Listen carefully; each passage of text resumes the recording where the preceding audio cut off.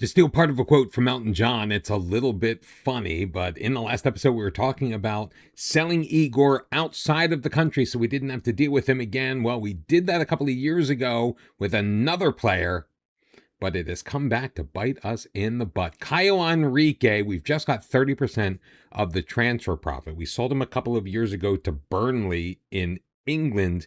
Well, he is back. He is playing with Palmeiras, 36.5 million.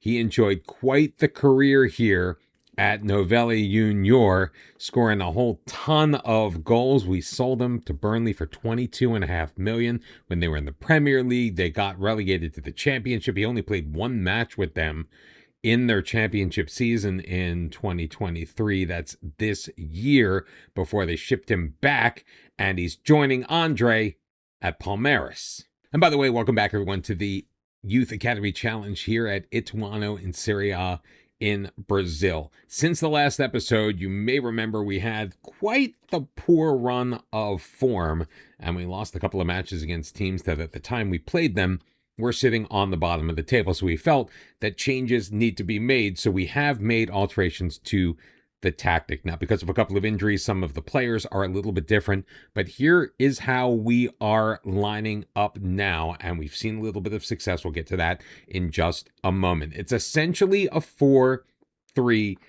Now, my original idea was to have, instead of a left wing, have a striker up here in more of a channel forward position. However, that doesn't allow us to take advantage of Manuel Rodriguez, who, by the way, is one of the players that is injured at the moment. So to kind of duplicate that and replicate that in a position where we could use Rodriguez, because he can play as a number 10, we do have an offset shadow striker on the left. Kind of, sort of does the same thing. Now, we have converted what used to be a target forward into a DLF for our lone striker up top.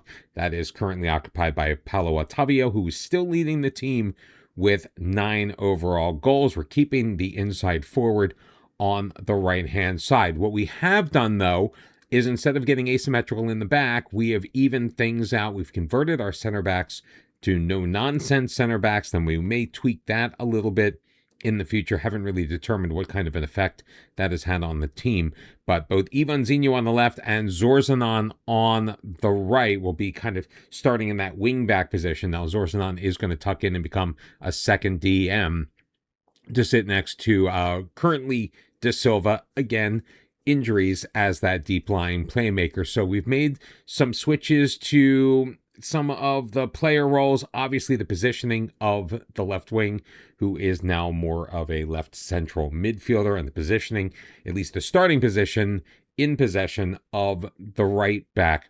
We're sticking with a more traditional looking 4-3-3 as we get a transition to the out of possession side.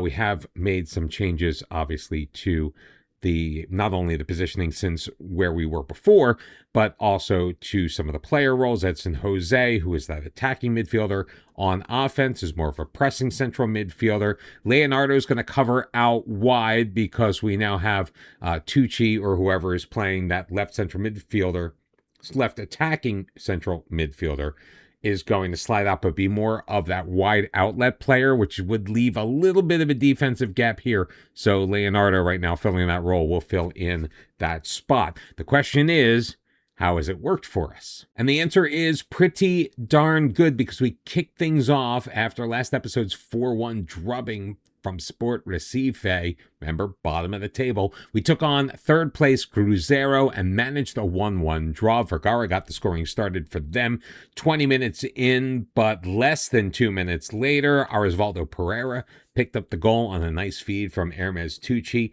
filling in that shadow striker position for Manuel Rodriguez, who was unavailable for this match. They beat us in XG, most definitely. We're looking better as far as possession is concerned. We could stand to complete a couple of more passes and definitely some more crosses, only 17% on that front. But overall, a pretty solid performance out of the gate.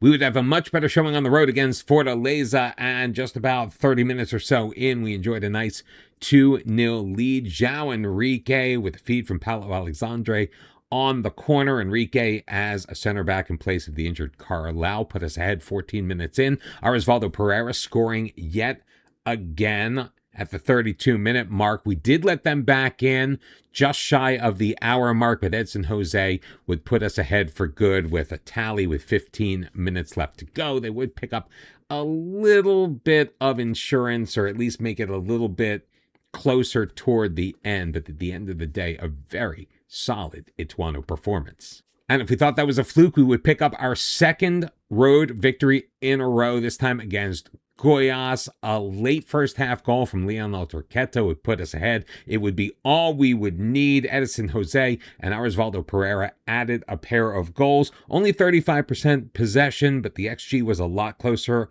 on this one. Still could stand to complete a few more passes, but overall, we were cooking with gas. Now, the game itself considered this a pretty boring draw. It was anything but. Santos absolutely dominated us on every square inch of that pitch, but we held them to a clean sheet. We didn't get a goal ourselves, and in fact, we did not play very well in this one at all. So it was a very, very nice result to get the point out of this one, because frankly, we should have been annihilated. Things, though, did look a little better for us on the last day of July. A 2-2 draw against Internacional. We were all even 90 minutes in. Then we thought that Thiago stole this one from us with a goal in the first minute of stoppage time. But Edson Jose came through as our savior in the 94th minute to pull even, and we've taken points in 5 consecutive matches. Off the top of my head, I can't remember if I brought this up specifically to bring your attention to it, or if you were just eagle-eyed. You may have noticed that many of the teams around us had a couple of games in hand on us. We had played most of the matches. We are now midway through our season. 7 wins, 4 draws, 8 losses, sitting on 25 points, and we have improved that goal difference. Our position, even though we picked up 9 points out of a possible 15 in our last 5 matches, we still only sit in 10th place, but we are looking pretty good. We are now 11 points clear of the drop zone, and hopefully we're going to continue to put a little bit more space between us and oblivion. That said, we are hitting what is probably going to be our toughest stretch of the season. The first of 3 away matches coming against Flamengo, currently sitting 4th on the table. Probably our toughest test of the new tactics since we took on Santos. Now, Hermes Tucci is still in there because Manuel Rodriguez is still injured. João, though, is back at the base of the midfield with Leonardo and Edson Jose. João Henrique also back from the injury he sustained. It's been about 2 weeks since our last match in game, so he is back in with Canela as our center backs. They'll be joined on the back line with Ivanzinho and Souza Silva. Feijão, of course, is in goal. Leonel Torqueto will still be patrolling the right wing, and Paulo Otavio getting the start up top in place of Osvaldo Pereira, who is healthy for this one, but we want to give Otavio some minutes, but I think he's going to be on a pretty short leash. And if we're going to carry over the vein of honesty from the last episode, not 100% sure how much of the change in our play is based on the new tactic. Because while we have made some obvious alterations, it really is just kind of a rejiggering and giving a facelift, if you will, to the tactic we had been running before. But I am not going to complain because the results so far have spoken for themselves. We had a terrible run of form before the changes were made. We are in a very solid run of form right now. Great defensive play by Souza Silva. Only gets as far as Rubens, but another block from the 21-year-old defenseman. Capella, though, does steal it back for Flamengo. Militao getting it back from Mercado. Played forward, up to the left wing. Cepeda has it deep, cuts it to his right, puts the shot on, and Lucas Cepeda, 6 minutes and 18 seconds into this one, is going to put Flamengo up by a score of 1-0, which is a little disheartening, aside from the fact that we are obviously down, and we now have a road decline. But the great defensive play of Souza Silva almost undone by that pretty lackluster attempt at a block on that shot. Now, maybe to his credit, Souza Silva is coming in one yellow card away from a suspension, but then again, for him, that really isn't a new thing. Let's see if we can win the ball back. Marcelo Ryan, Alves out to the left. Cepeda again on Souza Silva. Gets it forward before the return feed comes to him. Cepeda in. It's cleared away. Otavio will head it. Intended for Emers Tucci. Doesn't find him. Ball sent across. Cepeda around the edge of the box. Oh, come on, man. Souza Silva. And another, every time, every match I seem to show you guys involves an opposition penalty. And Flamengo, with a tremendous opportunity here, still in the first 20 minutes of this match, to make it a 2-0 lead. Let's see if João Feijão can come up the hero. Eder Militao with the shot. Feijão guessed correctly, but unfortunately still... I still came up short. In fact, I got to say, all of the things that seem to have worked with the tactic, we were getting more shots on goal, we were having better possession numbers, and our passing was better than it is right now. Things are not looking good as we close in on the half-hour mark. Eder Militao sending it forward to the midfield line. Villas for Marcelo Ryan. I think Ryan was offside. The shot is on, and Feijão makes the save. It will be a corner. So I guess the Linos flag stayed down. Cepeda leaves it short for Mateus Alves. Across for Villas. Around the edge of the box. Sends it all the way back to Rubens. But Flamengo is still in control of this one. Please, please, please take it away. The longer this highlight goes, the more heartened I am. Although Hurtado has it on the right wing. Gets it back. Villas in the box, in the middle. Played back out. Rubens quickly to Marina on the left side. Back for Edson. Marina once again. He's got two men in front of him, but gets the pass clear. Cepeda and Marina playing catch on the far side. Rubens getting involved in that game. Marina with a shot. It'll clank off of the crossbar. Ball cleared away into the path of Emers Tucci. Here we go the other way into the middle. Paulo Otavio lays it to Ivanzinho along the near sideline. He'll stop, play in a cross, and there's the highlight. What happened to our counterattack? I swear, sometimes Football Manager just absolutely drives me batty. We are going to demand more from our team. Even though we weren't expected to win this one, I was kind of expecting it. Good block, but it comes straight to Eder Militao, and it's 3-0. He's got a brace. Meanwhile, by the way, we still only have a single shot on goal and only 26% possession. And even more bad news as we lose Edson Jose. Leonardo is going to slide over into that role. We're going to bring Paulo Alexandre in to take the place of Leonardo. Honestly, I don't think that this match could have been going worse. Being outshot 12-2 now. Our two shots generating a robust, and the sarcasm is heavy with that one, a robust 0.02 XG. At least we were able to fire up the team with the team talk. We told them what everybody in the stands already knew. That first half was terrible, and we needed to get better. In fact, we've dropped down now back into 11th place, but we do maintain that 11-point lead ahead of the drop.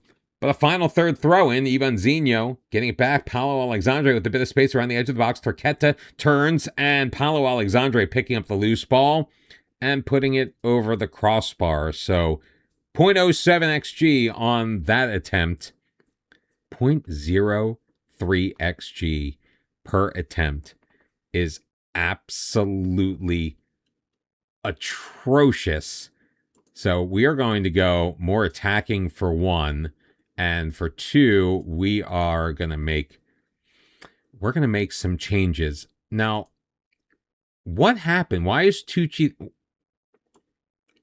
I'm not going to say that this is our problem, because it is not, but our players got all kinds of screwed up and moved around. Our Osvaldo Pereira is coming in. Lionel Torqueta on a 6.24. So we're going to give Leo some game time. We talked about him a lot in the last episode. He has made 5 sub appearances, has not yet made the kind of impact we hope he would have. We are also going to bring in William Zorzanon as our right back, because Sousa Silva started off the match excellently and then very quickly became a liability. One of those goals by Eder Militao was directly his fault. And in fact, the first goal by Cepeda was also his inability to really do anything on defense, as he was just danced around, and Cepeda able to go in and score. I don't think we are going to get anything out of this, and the second half of our season has started off Tyus Mina. See, why was Ivan Zinho just like sitting on that? Do we have a substitution left?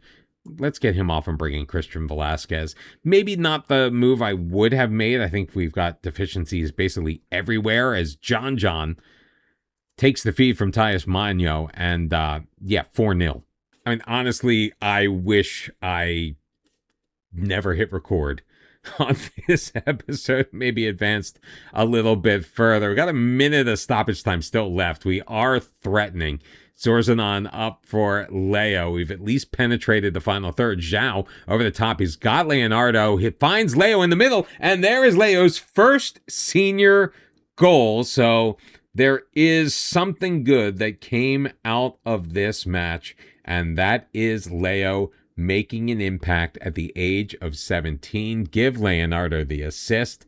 I do love when we do have that trailing runner into the box, able to get an opportunity and take advantage. Sadly, it is too little too late, and the 4-1 loss does not make me look good after all the bigging up of the team I did heading into this match. Luckily, we got that extra cash from the Caio Henrique deal, because the costs of ambulances for our team this year has been astronomical. Hopefully, we'll be able to maintain our mid-table spot. We are still in a continental position, so will we be there in the next episode? Well, you're just going to have to come back and find out.